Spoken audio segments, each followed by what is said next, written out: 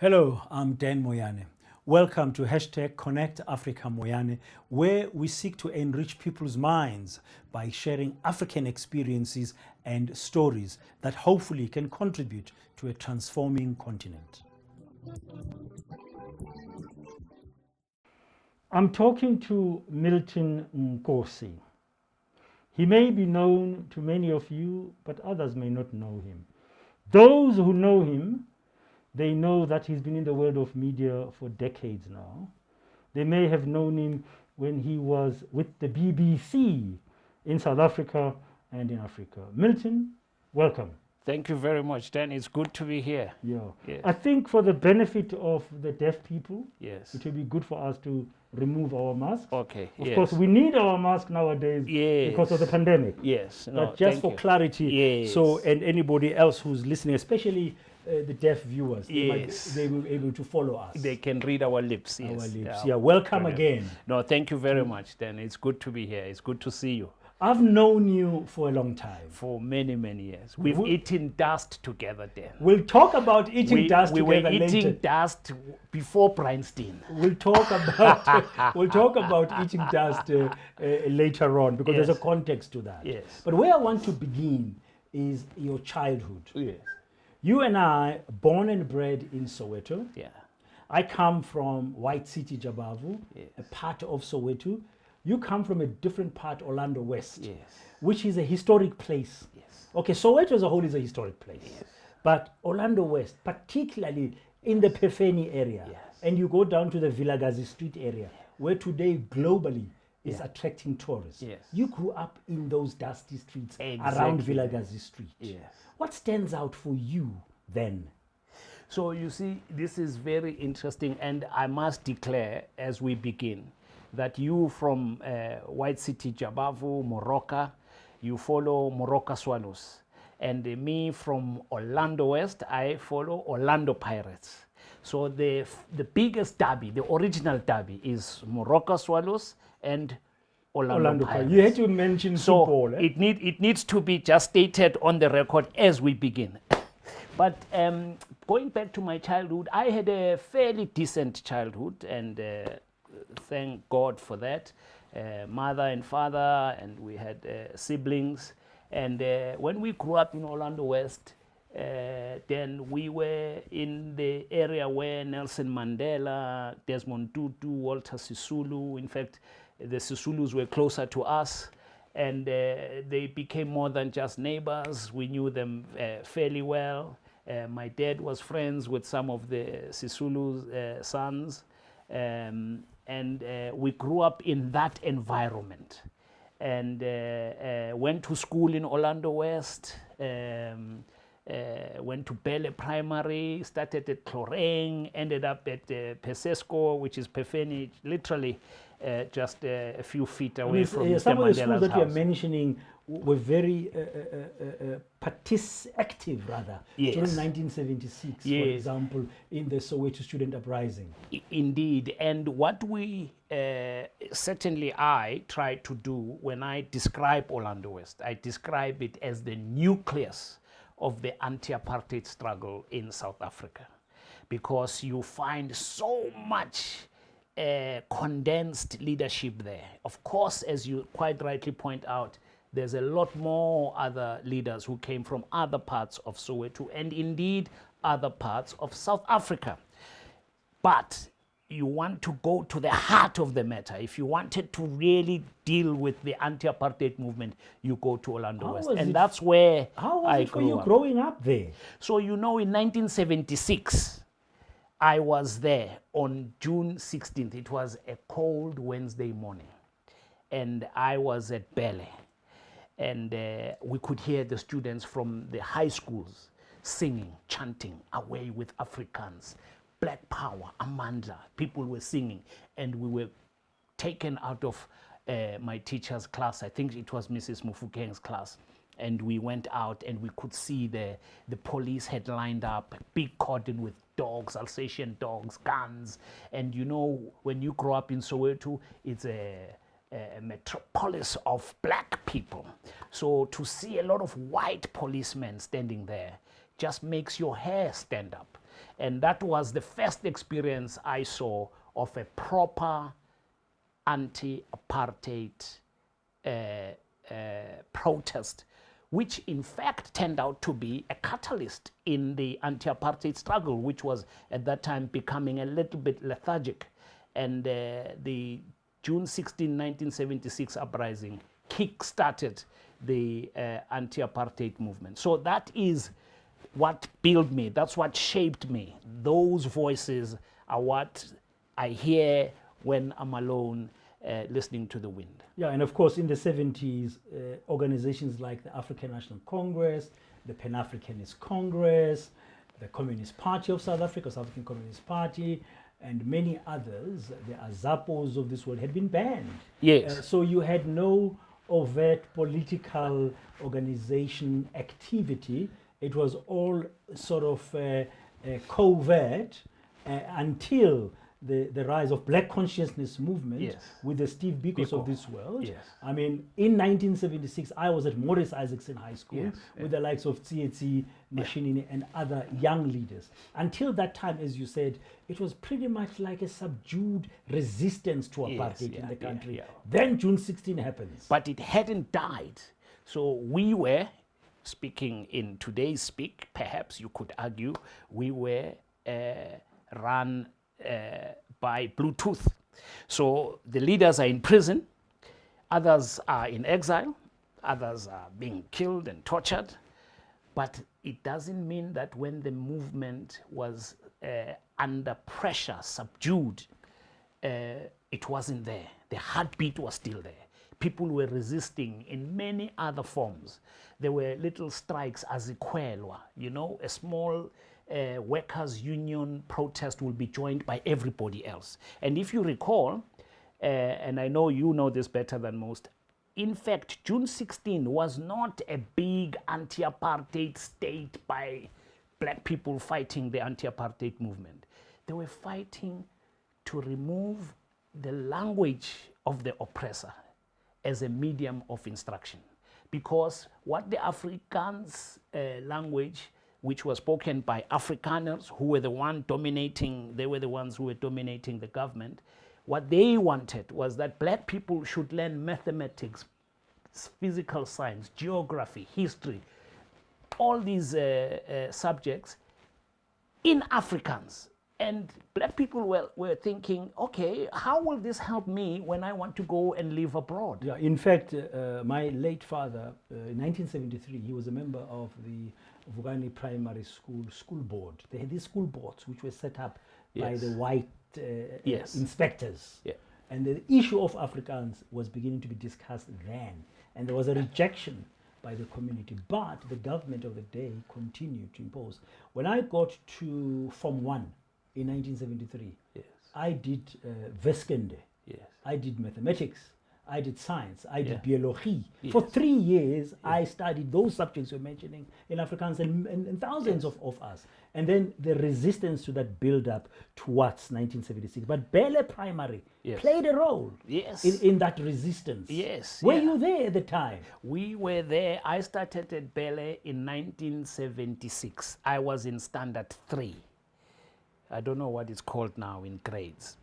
But it was the 3 years, the beginning of the higher primary 3 years before you move to high school. Senior primary, whatever they call it. Yes. So Bele Primary was very much instrumental because of the surroundings, you know, because we all know that our material conditions shape who we are.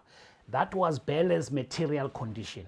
It was literally next to Walter Sisulu's house. How could it not raise the consciousness of black power and apartheid and looking at oppression?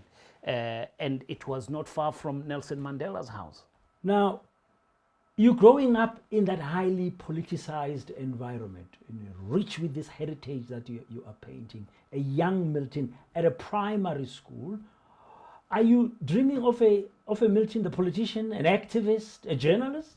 So at that time, I was just trying to survive and taking it day by day.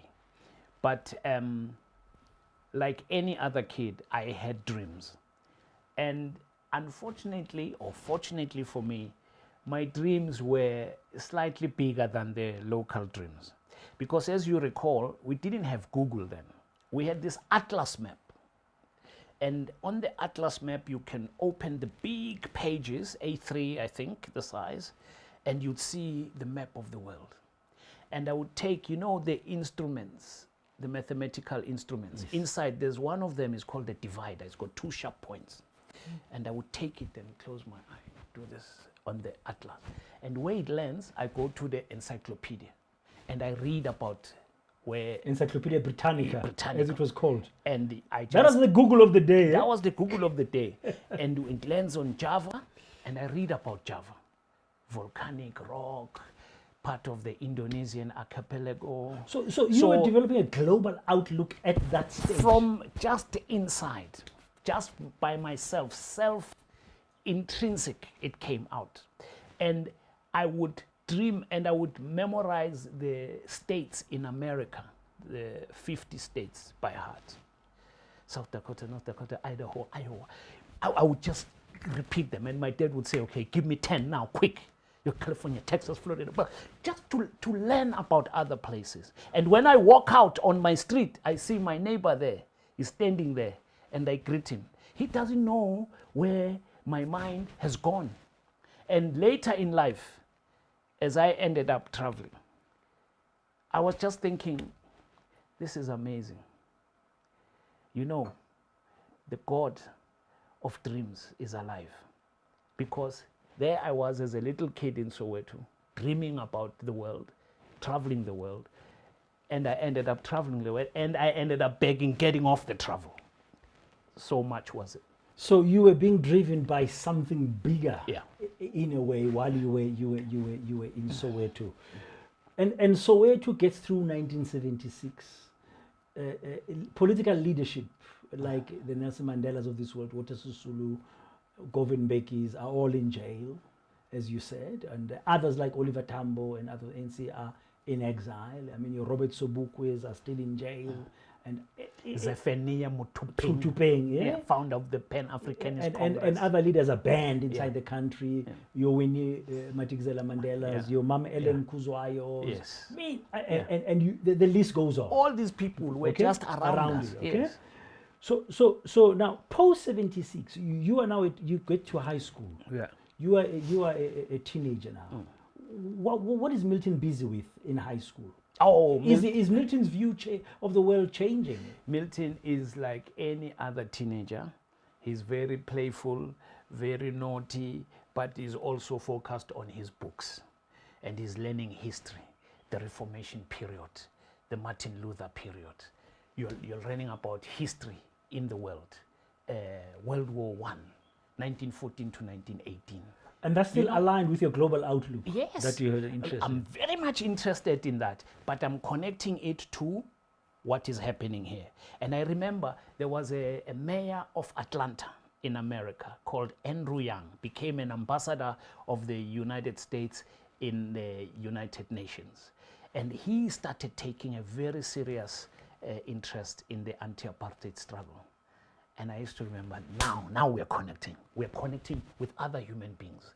They can see where we are. You know, in our traditional language, there's a very simple saying, Ingani engakali ifela embelekweni. Yes. A child who does not cry dies at the crib. Okay?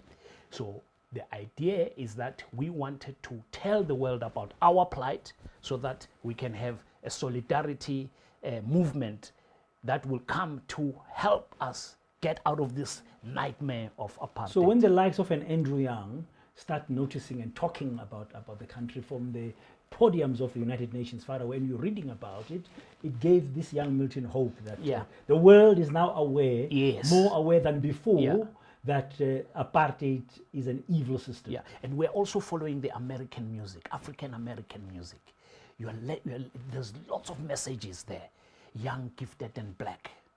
Just my imagination. You are now thinking, okay, these people are talking. They're telling the world, they're putting pressure on the Congress. They're putting pressure in the UK. The same thing was happening. But it must have been very tough in the 80s then, I mean, post-76, because P.W. Botha became the verkrampte, as they say in Afrikaans, very conservative, hardline, Yeah. and he was regarded as a hawkish Yes. national party Yeah. leader, the groot crocodile, the Yeah. big crocodile with that big wagging finger Yeah. of ease.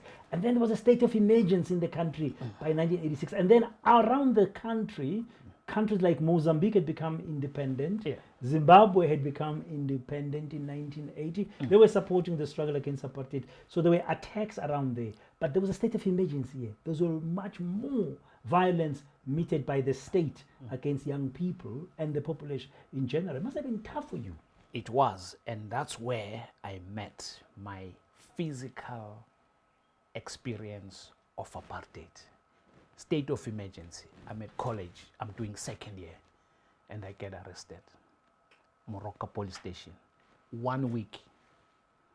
It felt like a year or more. And that's why even today as we sit here, I have respect for people who've spent time behind bars fighting for the liberation of South Africans. Because I know what one day feels like. I know what the next day feels like. And that was my biggest experience of being locked up behind bars, sitting there with criminals, people who steal motor vehicles, people who break into people's houses.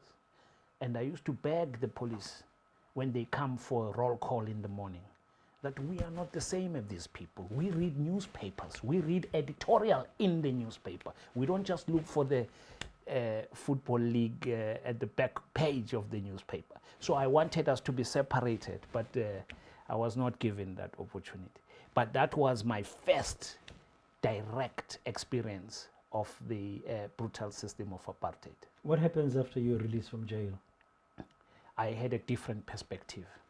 I had more commitment to succeed, and also it's about strategies, because some of my friends, they resolved to go and fight even more, to fight apartheid even more. But there was another system that if we get ourselves a little bit more educated, we can perhaps be able to beat them at their own game. If they say black people are stupid, cannot read, then you come and you show them you're not stupid, you can read. Okay, so you need to find a way of fighting this from different fronts. And that's the route that we decided to take. That hunker down, focus on your schoolwork, and when we become free, then we will be able to at least manage some of the state apparatus. Remember, we had hope. We never thought we were going to be under the yoke of racial oppression forever. We believed that sooner or later we will be free. Now, what did you study then in education, in educating yourself as a way of ensuring that you will be able to achieve freedom? What did you study? So first I studied teaching in civil engineering, and I completed that, and then tried to look for a job like any young person would do, because you also have other material pressure, social pressure, peer pressure, and you want to you obtain a driver's license. You know how you grow. There are stages there. You finish college, you get a driver's license. Now you're looking for a car. I can't depend on my father's car too much anymore. I must find my own. And in order to have a car, you realize you need to have money. For you to have money, then you need to go and have a job so that you get paid, and then you can have the things that you want to do. Then I started working. I went into a marketing company, and I must say, if I say so myself, I should say so myself, I did a little bit better than I thought, but there was nothing in there that gave me a spark. I was doing the job diligently, very well. Then after that, you were not in your sweet spot. I was not in my sweet spot. And we'll talk about your sweet spot soon when we continue yes. our discussion.